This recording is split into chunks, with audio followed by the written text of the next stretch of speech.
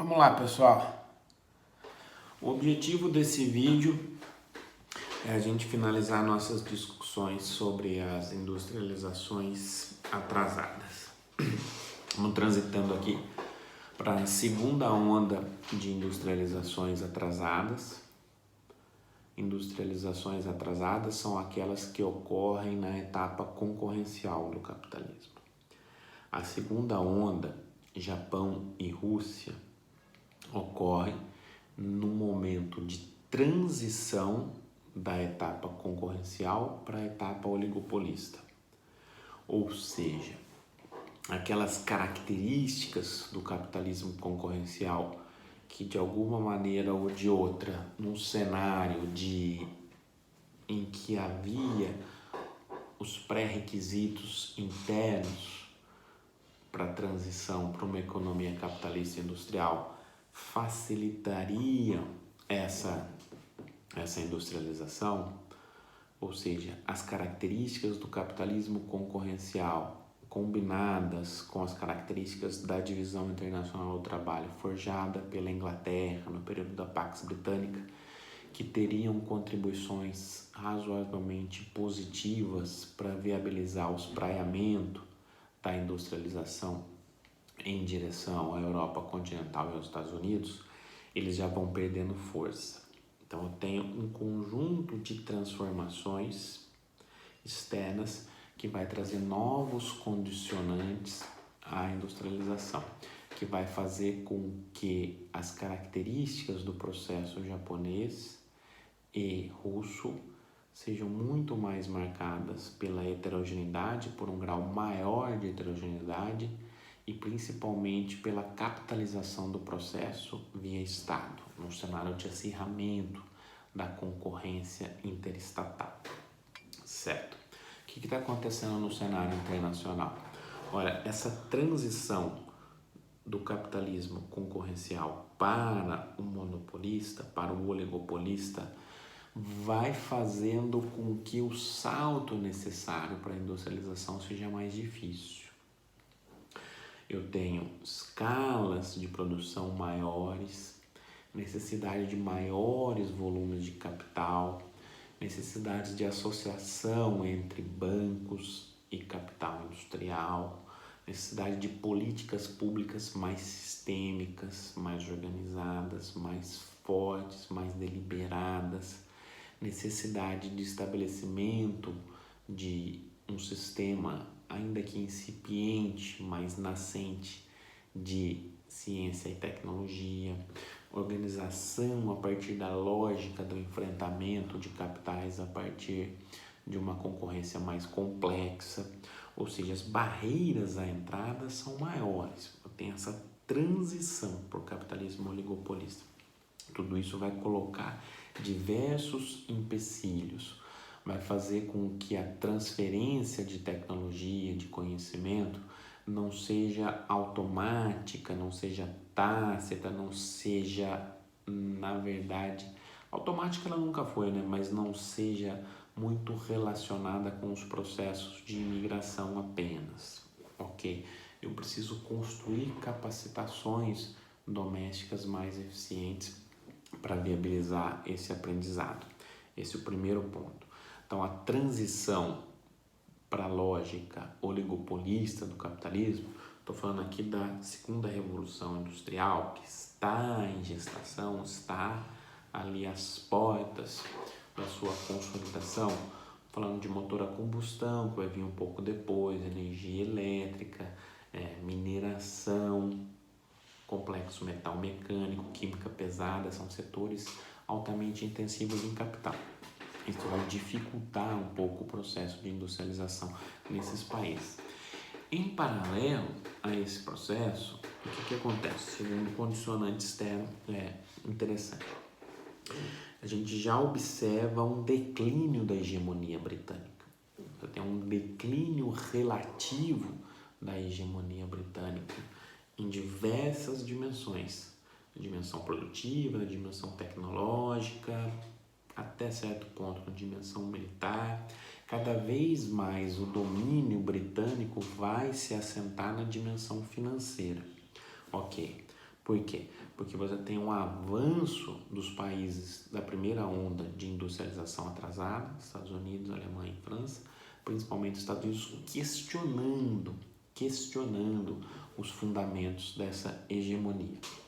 Nesse cenário, o que a gente observa? Por um lado, transição para uma lógica capitalista cada vez mais amparada na constituição de forças produtivas domésticas lideradas pelo Estado. Por outro lado, um questionamento da hegemonia britânica e uma reorganização de divisão internacional do trabalho. Cada vez mais fica clara o acirramento da concorrência intercapitalista.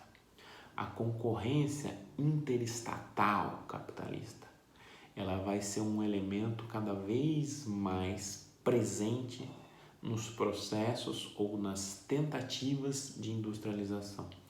Os estados plenamente associados aos capitais nacionais em suas diversas dimensões vão patrocinar direta e indiretamente processos de enfrentamento do capital na esfera internacional. Ou seja, um cenário tenso, crescentemente tenso, que vai desembocar nas duas grandes guerras mundiais.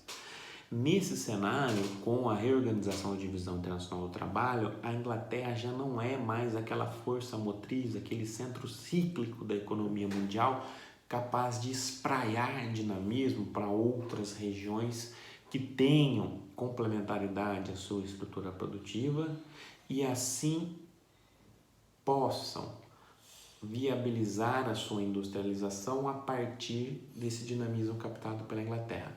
Ou seja, aquele caráter já razoavelmente disseminado da industrialização a partir de um circuito lógico de integração à divisão internacional do trabalho, beneficiando-se dos capitais ingleses exportando para a Inglaterra, beneficiando de alguma imigração, de algum conhecimento tácito, de algum financiamento ainda que indireto em inglês, de algum acesso a máquinas e equipamentos ingleses, um cenário de dinamismo da economia internacional, de elevados preços das commodities, isso já não vai estar tão presente quanto estava no período anterior.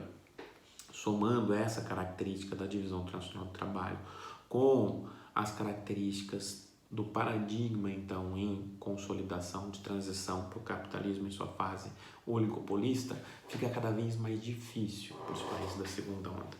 Nesse cenário, a divisão internacional do trabalho vai ser incapaz de forjar quase que automaticamente esse processo de industrialização. A presença do Estado vai ser muito mais forte, a dificuldade vai ser muito maior.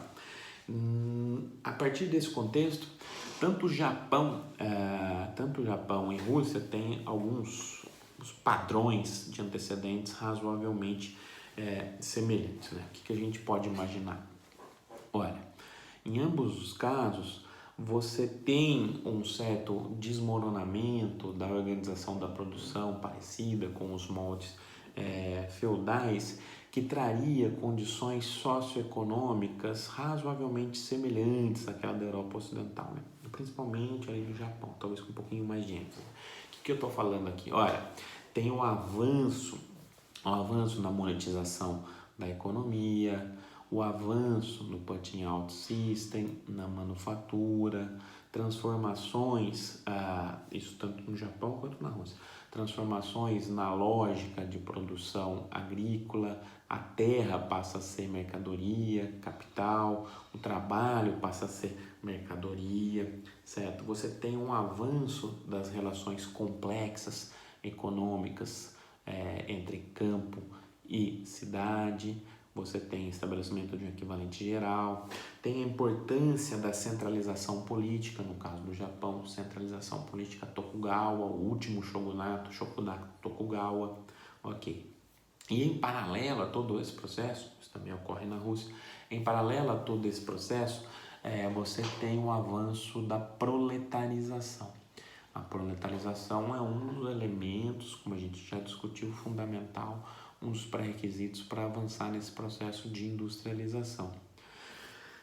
A proletarização ocorre tanto como resultado da deficiência desses países em competir com outros países internacionalmente, da competição com produtos importados, quanto pelo processo de expropriação dos camponeses. Então, eu tenho políticas deliberadas, coordenadas pelo Estado, avançando no sentido de reorganizar a produção agrícola, que teria como resultado, um avanço da proletarização, certo?